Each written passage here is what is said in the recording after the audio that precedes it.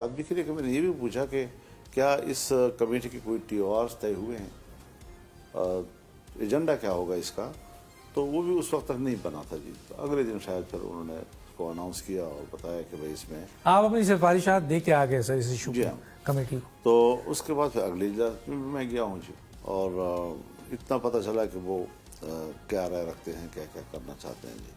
तो हमने कहा कि जी जो हमने इसको मुताला किया है आपके इस तरमीमी बिल का, वो तो सिरे से पूरे आइन का हुलिया बिगाड़ रहा है। और हम अमीन हैं, अगर पार्लियामेंट में हम बैठे हुए हैं तो हम अमीन हैं इस बात के कि हम जो भी बात करें वो ना आइन के ख़िलाफ़ हो, वो ना कौम के मफादात के ख़िलाफ़ हो, न वो इदारों को मुतासर करे, न उसको कमज़ोर करे। ये तो सारे आप अदलिया को कमज़ोर कर रहे हैं, और दूसरे है कि बुनियादी इंसानी हुकूक़ को आप उसके दायरे को तंग कर रहे हैं। और उसमें जो एक इस्तिस्नाई कैफियत है जो ज़्यादातर मिलिट्री के हवाले से है, उसको आप दायरा बहुत वसी कर रहे हैं और ताकतवर बना रहे हैं, उनको और मजबूत कर रहे हैं। तो ये शायद पब्लिक पे अच्छा असर नहीं डालेगा, उसका बड़ा रद्द-ए-अमल आएगा। तो इसका मतलब है बेसिक इख्तलाफ आपका जो था सर, एक तो मुसव्विदा आपको नहीं दिखाया गया, दूसरा आपकी सिफारिशात जो थी जो कि बहुत अहम थी उसको इंक्लूड नहीं किया गया, तीसरा जो सबसे ज़्यादा आपका एतराज़ है वो फंडामेंटल राइट्स यानी इंसान के बुनियादी हुकूक के हवाले से, क्योंकि जजेस की तादाद तो माजी में भी बढ़ती रही है, एजेस ऊपर नीचे होती रही हैं सर, और ये स्पेसिफिक एक जज के लिए नहीं थी। जितने भी सुप्रीम कोर्ट के जज हैं उनकी उम्र बढ़ जाएगी और हाई कोर्ट के जज की उम्र बढ़ जाएगी। और अगर 17 जज के बजाय, क्योंकि पेंडिंग केस है, अगर कॉन्स्टिट्यूशनल कोर्ट अलग भी किया जाए तब भी इस कोर्ट को और मज़ीद अगर जजेस मिल जाए, जैसे इंडिया में 31 से भी ज़्यादा जज, तो सर इस पे आपका एतराज़ समझ में नहीं आया। फंडामेंटल राइट्स का तो समझ में आता है कि आपने बहुत सही बात की कि बुनियादी हुकूक अगर इंसान के मुतासिर हो रहे हैं तो वो तो बहुत ख़राब चीज़ है। तो आपका मेन एतराज़ यही था बुनियादी? नहीं, बात यह है जी कि आपने बड़ी एक तो दिलचस्प बात कही कि मसौदा नहीं दिखाया गया जी। अब ज़ाहिर है मसौदा नहीं था हमारे पास जी, और हवा में हम लड़ रहे थे और हम बार बार इसरार कर रहे हैं कि भाई हमें मसौदा हवाले करो जो। बाहर वो खुदा खुदा करके हमें मिल तो गया, लेकिन जब हमने उसको देखा तो वो तो सिरे से आइन का भी हुल्ले बिगाड़ रहा था जी, और इंसानी हुकूक ख़त्म हो रहे थे। अदलिया को इतना कमज़ोर किया जा रहा था कि अगर आप कोई सरकार का कोई केस है किसी हाई कोर्ट जज के पास और वो समझे कि जज जो है हमारे ख़िलाफ़ जा रहा है तो उसको फ़ौरन ट्रांसफ़र कर दीजिए, या ये कि उससे फौरी तौर पर केस लेकर दूसरे जज के सामने रख दीजिए। ये अपने इख्तियार अपने हाथ में ले रहे हुकूमत को, जाहिर है जी। तो हुकूमत तो कल आपकी भी हो सकती थी। ये गलत चीज़ है ना। अच्छा, मतलब मेरी भी हो तो मैं ये क्यों गलत है ना जी। अगर आज की हुकूमत की ज़रूरत है, हम वक्ती ज़रूरतों के लिए आइन में तरमीम करते हैं, फिर वक्ती ज़रूरत के तहत हमने माजी में जितने तजर्बे किए हैं वो ये है कि हम जमहूरी लोग बात जमहूरियत की करते हैं, हम बात करते हैं जमहूरियत को ताकतवर बनाने की, हम बात करते हैं पार्लियामान को ताकतवर बनाने की, लेकिन अमलन पार्लियामान मुसलसल कमज़ोर होता चला जा रहा है, जमहूरियत मुसलसल कमज़ोर होती चली जा रही है, जुडिशरी को अभी कमज़ोर किया जा रहा है। अभी क्या हाल है सर जुडिशरी का, ये बताइए क्या स्टेटस है? अभी कोई एतराज़ नहीं है उसके ऊपर, लेकिन ये है कि वो जो एक सीनियरिटी को बुनियाद बनाकर तरक्की वाली बात थी, तो उस पर हमने ये कहा था कि सिर्फ सीनियरिटी तो नहीं है दलील, ये भी तो देखना चाहता है कारकर्दगी उसकी क्या रही है, ये भी तो फिटनेस को भी देखा जाएगा कि उस काबिल भी है कि वो कुर्सी पे बैठ सके, बीमार आदमी हो, ज़्यादा हो, तो ये सारी चीज़ों को मद्देनजर रखकर। तो इस पर सर ये जो अपॉइंटमेंट ऑफ जजेस के हवाले से जो मेरिट आपने अभी बताया है, इस पे तो आपको एतराज़ नहीं है ना? क्योंकि सर मैं आपको बताऊं जी, हमें एतराज़ बहुत सी चीज़ों पे नहीं है, अच्छा, लेकिन जब उसकी तत्वीक हो रही है, उस पर अमल दरामद का मरहला आता है, वहाँ ख़राब किया जा रहा है बहुत सी चीज़ों को जी। अच्छा, और यानी कान को यहाँ से पकड़ने की वजह उल्टी साइड से आप पकड़ना, सही जगह से पकड़े तो मसाइल हल हो सकते हैं। अब बात यह है कि मसला नीयतों का है जी। हर चीज़ तब्दील की जा रही है अपने सियासी मफाद के लिए, हर चीज़ तब्दील की जा रही है अपने हुकूमती मफाद के लिए या इस्टेब्लिशमेंट के मफाद के लिए। तो अब अगर हम वक्ती मफादात को, इसी तसलसल में हमने जमहूरियत को कमज़ोर किया है, इसी तसलसल में हमने पार्लियामान को कमज़ोर किया है, यहाँ पर हमने इस्टेब्लिशमेंट के पंजे को मजबूत किया है और मुसलसल मजबूत किया है। हम किस मुँह से जमहूरियत की बात कर रहे हैं? ہم کس طرح جمہوریت کے علمبردار بن سکتے ہیں جبکہ ہمارا ہر قدم ہر پارلیمنٹ کے اندر اور ہر حکومت کے اندر فوج کے مفاد میں جاتا ہے، اس کو تقویت دینے کے لیے جاتا ہے، اور ہمیں کہتے ہیں ہم ناگزیر ہیں. یعنی ڈکٹیٹر ساری زندگی یہ تاثر قوم کو دیتا ہے کہ میں ناگزیر ہوں، اگر میں نہ ہوا تو ملک نہیں ہے. تو یہ چیزیں، یہ تاثر جو ہے میرے خیال میں ہمیں لانا چاہیے کہ ملک مضبوط ہے، ملک کے ادارے مضبوط ہیں، ملک کا پارلیمان مضبوط ہے، جمہوری عمل مضبوط ہے، اور اس کو اس سمت پہ لے جایا جائے کہ جہاں پر قوم مطمئن ہو سکے. اچھا سر، یہاں پر میں آپ سے حجت کروں گا کہ پارلیمنٹ میں ہم نے بڑی تقریر سنی، سیاسی جماعتوں کے لوگوں کی تقریر سنی، آپ لوگ کافی بیٹھے، بندیال صاحب کی کوٹ تھی، اس میں آپ نے فل کوٹ مانگا، جو فیصلے آئے، میاں نواز شریف صاحب الیکٹڈ وزیر اعظم تھے، ان کی حکومت کو جس طرح گرایا گیا غیر آئینی طور پہ، پنجاب کی حکومت 63A پہ گرائی گئی، ابھی 8 رکنی بینچ کا جو فیصلہ آیا ریزرو سیٹ کے بارے میں، یقیناً میں آپ سے پوچھوں گا کہ آپ سمجھتے ہیں یہ ذوالفقار علی بھٹو صاحب کو جو ہے وہ پھانسی دے دی گئی.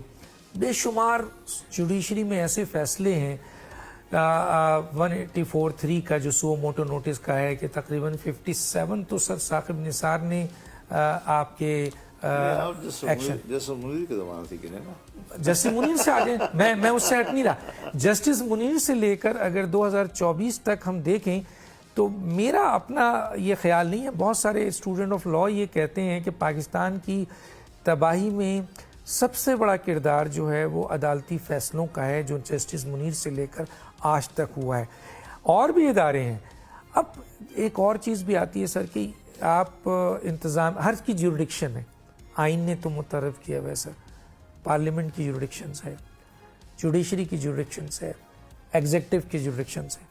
لیکن ہم یہ دیکھتے ہیں کہ سر سو موٹو نوٹس کے تحت جسٹس افتخار نے یا جسٹس ثاقب نثار نے یا جسٹس بندیال نے یا ظہیر صاحب نے یہ جوڈیشل ایکٹیویزم پیدا کی، اتنی طاقت دے دی کہ وہ انتظامی معاملات میں گھسنے لگے. پارلیمنٹ کی طرف سے ہمیں تکلیف ملی، سیاستدانوں نے اظہار کیا، انتظامیہ نے اظہار کیا. تو آپ نہیں سمجھتے سر کہ اس وقت جو عدالت ہے، جس طرح ابھی 8 رکنی بینچ نے فیصلہ دیا اور اس کے بعد وہ فیصلہ آپ کیسے دیکھتے ہیں؟ لوگ اس کو انکانسٹیٹیوشنل فیصلہ کہتے ہیں، ری رائٹنگ آف دا کانسٹیٹیوشن ہے جو ان کی اختیار نہیں ہے، اس کے باوجود وہ کہہ رہے ہیں کہ ہمارا فیصلہ مانو ہر صورت میں. تو جوڈیشری آؤٹ آف وے جا کر اپنے اختیارات سے تجاوز کر رہی ہے، اور ان کا احتساب بھی نہیں ہوتا ہے. سر کسی جج کا احتساب بتا دیں جسٹس منیر سے لے کر. تو کیا ایسی عدالت کو جو خود ساختہ اختیار لے کر دوسروں کے اختیارات غصب کر رہی ہے اور بہت زیادہ آپ کے اپنے اختیارات سے تجاوز کام کر رہی ہے اور انکانسٹیٹیوشنل فیصلے کر رہی ہے اور اس کا کوئی بگاڑ بھی نہیں سکتا، آپ نہیں سمجھتے کہ ان کو کنٹرول کیا جائے سر، ان کی اصلاحات کی جائے جیسے دنیا میں ہوتا ہے؟ ڈاکٹر صاحب آپ مجھے سپورٹ کر رہے ہیں، میں آپ کو شکریہ ادا کرتا ہوں. Thank you sir. یہ میرا دعویٰ ہے کہ آئینی اصلاحات لائی جائیں، یہ تجویز ہی میری ہے، اور یہی انہوں نے مجھے جتلانے کی کوشش کی کہ آپ نے مدت ملازمت میں اضافے کا بات کی، ہم نے وہ واپس لے لی. آپ نے ججوں کی تعداد میں اضافے کو کہا کہ بھئی اس کو فی الحال چھوڑ دیں، ہم نے چھوڑ دیا. آپ نے کہا کہ عدالتی اصلاحات ہونے چاہیے. تو یہ بات میں نے اسی بنیاد پر کہی تھی کہ یہ ماضی مجھے معلوم تھی، اور ہم نے ادارے کو اپنے دائرۂ کار کے اندر اور اس کے اندر طاقتور بنانا تھا. ہمارے ادارے اپنے دائرے سے باہر جاتے ہیں، اپنا ادارے کو کمزور کرتے ہیں، دوسری اداروں پر اپنا پنجہ مضبوط کرنے اور ان پر ہاتھ ڈالنے کی طاقت جو ہے اپنے حاصل کرتے ہیں. یہ سوچ اگر فوج میں ہے تب بھی غلط ہے، یہ سوچ اگر عدلیہ میں ہے تب بھی غلط ہے، یہ سوچ اگر پارلیمنٹ میں ہے تب بھی غلط ہے. پارلیمنٹ ہر چیز کے سپریم ہے، بالکل، لیکن پھر بھی کسی آئین کی تو پابند ہے. بالکل. تو مین طاقتور چیز جو ہے وہ آئین کو ہونا چاہیے، اور آئین اپنے اداروں کا جو دائرۂ کار متعین کرتا ہے، ہر ایک اپنے دائرۂ کار کے اندر رہیں، ان کے درمیان طاقت کا ایک توازن رہے، اور اس توازن میں جب ہم ملک چلائیں گے تو فوج بھی مضبوط رہے گی، عدلیہ بھی مضبوط رہے گی، آپ کے بیوروکریسی بھی مضبوط رہے گی، آپ کا پارلیمانی نظام بھی مضبوط رہے گا. یہ چیزیں جو حرکتیں ہم کر رہے ہیں کہ وقتی ضرورتوں کے لیے اور ایک آئینی ترمیم لا رہے ہیں اس خیال سے کہ میں نے ڈاکٹر صاحب کو اوپر لانا ہے, مخالف کو میں نے نیچے لانا ہے. جب ہم افراد کو مد نظر رکھ کر آئین کے الفاظ استعمال کریں, آئین کی اصطلاحات استعمال کریں, تو یہ ہوتی ہے وہ بدنیتی کہ جس کی بنیاد پر پھر آپ دوسرے کو اعتماد بھی نہیں رہ سکتی تھی. یہ ہم نے موقف لیا ہے, اور یہ باتیں بالکل صحیح ہیں آپ کی کہ آئینی اصلاحات ہونی چاہیے, لیکن آئینی اصلاحات بھی وہ کہ کم از کم اس پر کس کا اختلاف ہے, یعنی اس پہ اپوزیشن اور حکومت کا اختلاف کیوں ہوگا, لیکن اس طرح کا مسودہ تو لایا جائے نا. تو ہم نے اختلاف اس بات پر کیا تھا کہ آپ نے جو ہمیں مسودہ نہیں دکھلایا, اور آپ اندازہ لگائیں حضرت, ہم نے تو پھر بھی کچھ تھوڑا بڑا پڑھا ہے, کچھ تو پڑھا ہے نا, چاہے آپ کا مسودہ کچھ ہو, میرا مسودہ کچھ ہو, لیکن تبصرے کے لیے ایک ڈاکومنٹ تو ہے نا. آپ کے عوام میں جو صورتحال بنی ہے انہوں نے تو سرے سے پڑھا ہی نہیں ہے نا. وہ کیوں کہتے ہیں کہ حکومت کے ساتھ مت دو, یعنی وہ اعتماد کھو بیٹھے ہیں. پبلک ان کو اپنا نمائندہ نہیں سمجھتی, اس لیے دباؤ آتا ہے کہ آپ ان کے ساتھ نہیں جانا چاہیے. تو ان اصلاحات کی حضرت اگر ضرورت ہے تو پھر ہمیں سنجیدگی سے جانا چاہیے. یہی ہم نے امید کی تھی چودھری افتخار صاحب سے. وہ جسٹس افتخار, ہم نے ان کے لیے تحریک چلائی, میاں نواز شریف صاحب نے آل پارٹیز کانفرنس لندن میں بلائی. ان ساری محنتوں کے بعد جب ان کو ہم نے واپس اپنی جگہ پہ بحال کیا تو پھر ہمارے اوپر ہی حملے کیے, اور انہیں کے لیے امتحان بن گیا اور ہمارے لیے امتحان بن گیا. اور جج کے پاس میں تو کتاب کا پابند ہوں, میں تو قانون و آئین کے مطابق فیصلہ دے رہا ہوں. میرے سامنے تو یہ چیزیں, ان کے ہاں بھی الفاظ ہوتے ہیں, فوج کے پاس بھی الفاظ ہوتے ہیں, ہمارے پاس بھی الفاظ ہوتے ہیں, بہت میٹھے, خوبصورت اور معصوم قسم کے الفاظ و کلمات سے ہم ایک بری چیز, کلمۃ حق ارید بہا الباطل, کہ بات تو سچی ہے لیکن تمہاری ارادے غلط ہے. تو اس چیزوں میں ہم پھنسے ہوئے ہیں. ہمیں ان چیزوں سے بڑی سنجیدگی سے نکلنا ہوگا. وقتی ضرورتوں کو پورا کرنے کے بجائے ہمیں ایک دائمی اصلاح کی طرف جانا پڑے گا. اچھا سر, میں یہ ایک بہت ضروری ہے اور یہ لوگوں کی رائے ہے جو آتی ہے. سیاستدانوں کا ہم احتساب دیکھتے ہیں, انتظامیہ کا احتساب دیکھتے ہیں, بیوروکریسی کا دیکھتے ہیں, ایون ہم فوج کا بھی دیکھتے ہیں. ان کا اپنے خود ساختہ احتسابی عمل ہے, اس میں بھی کئی کورٹ مارشل ہم نے دیکھے ہیں, ایڈمرل کے بھی دیکھے ہیں, ابھی ڈی جی آئی کورٹ مارشل آ گئے. لیکن سر جوڈیشری کا احتساب ہم نہیں دیکھتے ہیں. بردر ججز, حالانکہ 209 سپریم جوڈیشل کونسل ان کا موجود ہے. آپ مجھے بتائیں سر کہ یہ آئین کی پامالی کریں, یہ آئین توڑیں, یہ انکانسٹیٹیوشنل فیصلہ کریں, یہ الیکٹڈ وزیر اعظم کو پھانسی لگا دیں, یہ الیکٹڈ وزیر اعظم کو ختم کر دیں, یہ پنجاب کی حکومت کو ختم کر دیں, اور خود اس کی تصدیق یہ خود کرتے ہیں کہ یہ سب انکانسٹیٹیوشنل ہوا ہے. پھر ہم مس کنڈکٹ دیکھتے ہیں, کرپشن دیکھتے ہیں, ججز ریفرنس جاتا ہے, وہ ریزائن کرتے ہیں, معاملات ختم ہو جاتے ہیں. تو اللہ تعالیٰ نے اپنے بعد سب سے زیادہ طاقت قاضی کو دی ہوئی ہے, اور قاضی اپنا احتساب ہونے نہیں دیتا ہے. سر انڈیا میں ہم دیکھتے ہیں, دوسری جگہ دیکھتے ہیں کہ ایسی صورتحال میں پارلیمنٹ اپنا رول ادا کرتی ہے. دیکھیے, یہی 18ویں ترمیم جس کو ہم سمجھتے ہیں کہ ایک متفقہ ترمیم تھی, ختم نبوت کی ترمیم کے بعد یہ متفقہ ترمیم تھی, اور اس کو چیلنج کرنا چاہا چودھری افتخار نے. چودھری افتخار نے 19ویں ترمیم پر ہمیں مجبور کر دیا, اور وہ جو ایک پارلیمانی کمیٹی بنی تھی جو کہ ججوں کی تقرری بھی اس کے سامنے سے گزری گی, وہ شق انہوں نے اڑا دی, اور آج تک اس کا تفصیلی فیصلہ نہیں آیا, اور ترمیم کرا دیا آئین کے ہم سے. تو اس طرح 19ویں ترمیم جو ہے یہ, اس میں پورے پارلیمنٹ کو اور حکومت کو بلیک میل کیا گیا, اور کورٹ نے ہمیں بلیک میل کیا. تو جب آپ پارلیمان کو جو سپریم ہے اس کو کوئی رول ہی نہیں دے رہے, اور اس کو اپنی توہین سمجھتے ہیں, اور یہ عوام کے نمائندے ہیں, یہ آپ کو صرف ایک تصدیق دینا چاہتے ہیں کہ ہم نے جو فیصلہ کر لیا اس کے پیچھے ہمارے پیچھے عوام ہے, اور عوام کی تائید آپ کو حاصل ہے. تو فوج بھی اگر لڑتی ہے تو پشت پر عوام کی تائید ہونی چاہیے, عدالت بھی اگر کام کرتی ہے تو اس کے اوپر عوام کا اعتماد ہونا چاہیے, بیوروکریسی بھی اگر کوئی کام کرتی ہے تو اس کے اوپر عوام کا اعتماد ہونا چاہیے.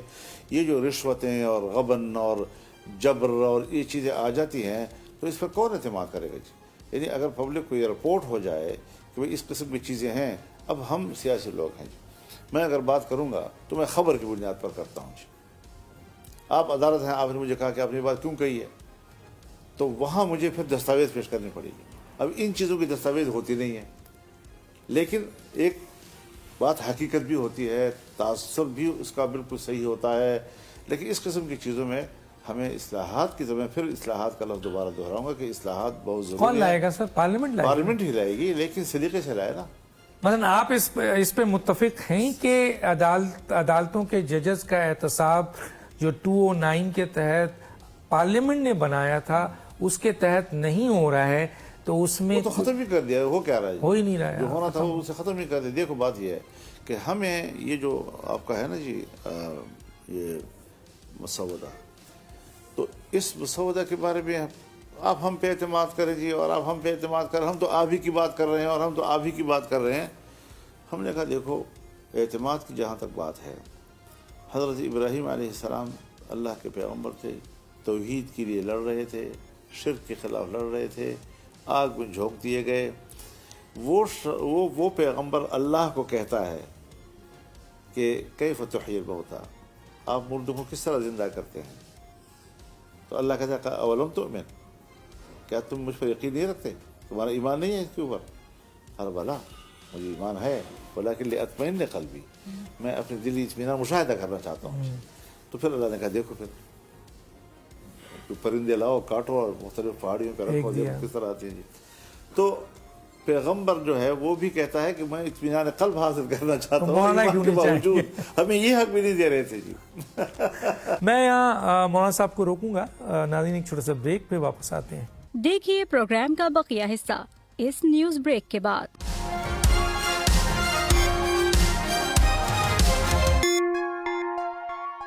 Good morning doctor. Good morning doctor. جب تک کولگیٹ میکس فریش سے برش نہیں کرو گی نیند پیچھا نہیں چھوڑے گی. اس کے کولنگ کرسٹلز کر دیں اتنا تازہ, یو ہیو نو اندازہ. Ready for surgery please.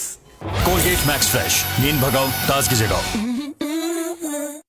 صرف کریم نہیں, پاکستان کی نمبر 1 سرم کریم. اس کا ایڈوانسڈ ملٹی وائٹامن سرم گہرائی تک جائے, داغ دھبے گھٹائے اور روزانہ استعمال دے 3 گنا گلو. 1 2 3 گنا گلو. گلو اینڈ لولی. پیش ہے نئی لپٹن یلو لیبل, اور اب پائیں 100 گرامز فری, یعنی 50